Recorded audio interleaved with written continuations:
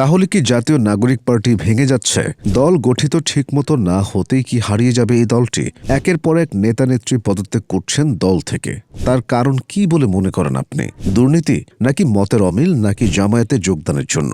জামায়াত সহ ৮ দলীয় জোটের সঙ্গে জাতীয় নাগরিক পার্টি তথা এনসিপির যুক্ত হওয়ার বিষয়টি আনুষ্ঠানিকভাবে জানিয়েছে দলের আহ্বায়ক নাহিদ ইসলাম। আর অন্যদিকে কেন্দ্রীয় নেতারা একে একে দল থেকে পদত্যাগ করছেন। মাহফুজ আলম, তাসনিম জারা, তাজনুভা জাভিন সহ আরো অনেকেই দল থেকে সরে দাঁড়িয়েছেন। বাংলাদেশের রাজনীতিতে হঠাৎ করেই নতুন করে আলোচনার কেন্দ্রে উঠে এসেছে জাতীয় নাগরিক পার্টি তথা এনসিপি। খুব অল্প সময়ের মধ্যেই যে দলটি নিজেকে নতুন রাজনীতির প্রতীক হিসেবে তুলে ধরতে চেয়েছিল, সেই দল থেকে এখন একের পর এক নেতা ও নেত্রীর পদত্যাগ।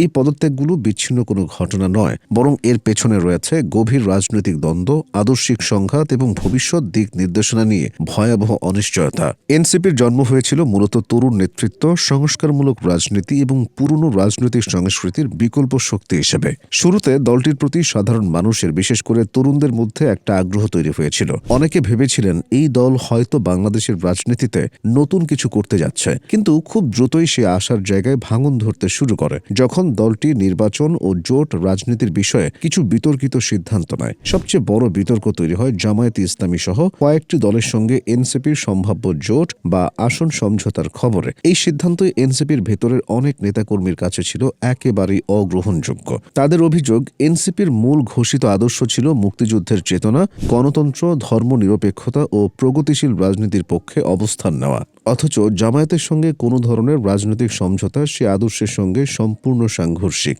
এই সিদ্ধান্তকে কেন্দ্র করে দলের ভেতরে কয়েক সপ্তাহ ধরে ক্ষোভ জমতে থাকে। অনেক নেতা প্রকাশ্যে প্রশ্ন তোলেন, দলকে আদর্শের জায়গা থেকে সরে গিয়ে কেবল ক্ষমতার হিসাব কষতে শুরু করেছে। এই প্রশ্নের সন্তোষজনক কোনো উত্তর তারা পাননি। উল্টো সিদ্ধান্তগুলো খুব সীমিত কয়েকজনের মধ্যে আলোচনা করে নেওয়া হয়েছে এমন অভিযোগও ওঠে। এরপর একে একে পদত্যাগ করা শুরু হয়। কেউ সামাজিক যোগাযোগ মাধ্যমে পোস্ট দিয়ে দল ছাড়ার ঘোষণা দেন, কেউ সরাসরি সংবাদ সম্মেলনে এসে নিজের অবস্থান জানান দেন। কেউ বলেন তিনি নীতিগত কারণে থাকতে পারছেন না, কেউ বলেন দলটি আর আগের মতো নেই, কেউ আবার বলেন এনসিপি এখন সেই রাজনীতি করছে যার বিরুদ্ধেই তারা একদিন এই দল গড়েছিলেন। এই পদত্যাগগুলোর মধ্যে বিশেষভাবে চোখে পড়ে কয়েকজন পরিচিত মুখের বিদায়, যারা এনসিপির প্রাথমিক কাঠামো গড়ে তুলেছিলেন, সংগঠনের বিস্তারে গুরুত্বপূর্ণ ভূমিকা রেখেছিলেন। তারাই যখন দল ছাড়েন, তখন বিষয়টি আর বিচ্ছিন্ন ঘটনা থাকে না, তা পরিণত হয় রাজনৈতিক সংকটে। দলের ভেতরে যারা থেকে গেছেন তাদের অনেকেই প্রকাশ্যে কিছু না বললেও ভেতরে ভেতরে যে অসন্তোষ বাড়ছে সেটা স্পষ্ট।